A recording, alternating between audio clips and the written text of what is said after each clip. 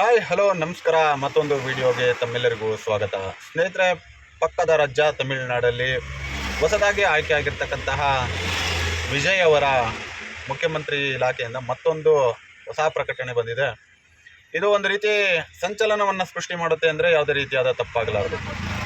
ಇವತ್ತು ತಾವೆಲ್ಲರೂ ಕೂಡ ನೋಡಿರ್ಬೋದು, ಸರ್ಕಾರಿ ಇಲಾಖೆಗಳಲ್ಲಿ ಯಾವ ರೀತಿಯಾಗಿ ಭ್ರಷ್ಟಾಚಾರ ತಾಂಡವವಾಡ್ತಾ ಇದೆ ಅಂದರೆ, ಸರ್ಕಾರ ಅವರಿಗೆ ಕೊಡುವ 1 ಲಕ್ಷ ಸಂಬಳ ತಗೊಳ್ಳೋದಕ್ಕಾಗದೆ ವಿಲ ಒದ್ದಾಡುವ ರೀತಿಯಲ್ಲಿ ಸರ್ಕಾರಿ ಅಧಿಕಾರಿಗಳು ಬಂದಂಥ ಎಲ್ಲ ನಾಗರಿಕರ ಬಳಿ ಭಿಕ್ಷೆ ಬೇಡುವುದಕ್ಕಿಂತಲೂ ಕೀಳು ಮಟ್ಟಕ್ಕೆ ಮಧ್ಯವರ್ತಿಗಳನ್ನ ಇಟ್ಕೊಂಡು ಇಡೀ ಇಲಾಖೆಯಲ್ಲಿ ಸಾರ್ವಜನಿಕರಿಂದ ತುಂಬಿರ್ತದೋ ಇಲ್ವೋ ಮಧ್ಯವರ್ತಿಗಳಿಂದ ತುಂಬಿ ತುಳುಕುವಂತಹ ಒಂದು ಹಲವಾರು ಇಲಾಖೆಗಳನ್ನ ತಾಕೊಂಡಿರ್ತೀರ.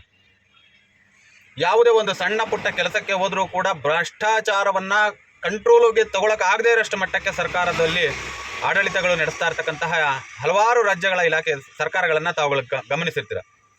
ಆದರೆ ಇವತ್ತು ತಮಿಳುನಾಡಿನ ಮುಖ್ಯಮಂತ್ರಿಯಾದಂಥ ವಿಜಯ್ ಅವರು ಒಂದು ಹೊಸ ಯೋಜನೆಯನ್ನು ಘೋಷಣೆಯನ್ನು ಮಾಡಿದ್ದಾರೆ.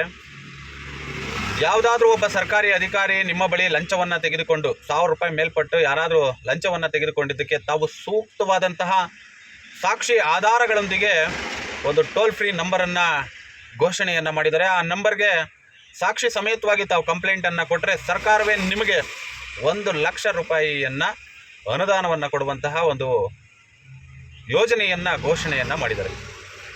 ತಾವು ಅರ್ಥ ಮಾಡ್ಕೋಬೇಕು ಸ್ನೇಹಿತರೆ, ಭ್ರಷ್ಟಾಚಾರ ಅಂತಕ್ಕಂಥದ್ದು ಯಾವ ಮಟ್ಟಕ್ಕೆ ತುಂಬಿ ತುಳುಕ್ತಾ ಇದೆ ಅಂದರೆ, ರಾಜ್ಯ ಸರ್ಕಾರಗಳಿಗೆ ಮತ್ತು ಕೇಂದ್ರ ಸರ್ಕಾರಗಳಿಗೆ ಬರುವ ಖಜಾನೆ ಏನು ತುಂಬುತ್ತೆ ವರ್ಷಕ್ಕೆ, ಅದರ ಅರ್ಧಕ್ಕಿಂತಲೂ ಹೆಚ್ಚು ಪಟ್ಟು ಬರೀ ಭ್ರಷ್ಟಾಚಾರದಲ್ಲೇ ಹಣ ಒಬ್ಬರಿಂದ ಇನ್ನೊಬ್ಬರಿಗೆ ಎಕ್ಸ್ಚೇಂಜ್ ಆಗುತ್ತೆ ಅಂದರೆ ತಾವುಗಳು ನಂಬ್ತೀರಾ?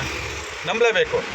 ಏಕೆಂದರೆ ಸುಮ್ಮನೆ ಸಿಂಪಲ್ಲಾಗಿ ಒಂದು ಅರ್ಥ ಹೇಳೋದಂದರೆ, ಒಬ್ಬ ಸರ್ಕಾರಿ ಅಧಿಕಾರಿ, ಅದರಲ್ಲೂ RTOಗೆ ಸಂಬಂಧಪಟ್ಟಂಥ ಒಬ್ಬ ಅಧಿಕಾರಿ ಇವತ್ತೇನಾದರೂ 1 ಲಕ್ಷವನ್ನು ಸಂಬಳ ತಗೊಳ್ತಾ ಇದ್ದಾನೆ ಅಂದರೆ, ಇವತ್ತು ಸರಿಸುಮಾರು 50ರಿಂದ 1 ಲಕ್ಷ ರೂಪಾಯಿ ಪ್ರತಿ ದಿನವೂ ಕೂಡ ಅವನು ಇನ್ಕಮ್ ಇಲ್ಲದೆ ಮನೆಗೆ ಹೋಗೋದಿಲ್ಲ. ಇಂತಹ ಒಂದು ಭ್ರಷ್ಟಾಚಾರದ ದೊಡ್ಡ ಮಟ್ಟದ ಇಲಾಖೆಗಳನ್ನ ನಾವು ಕಾಣ್ತಾ ಇದ್ದೀವಿ.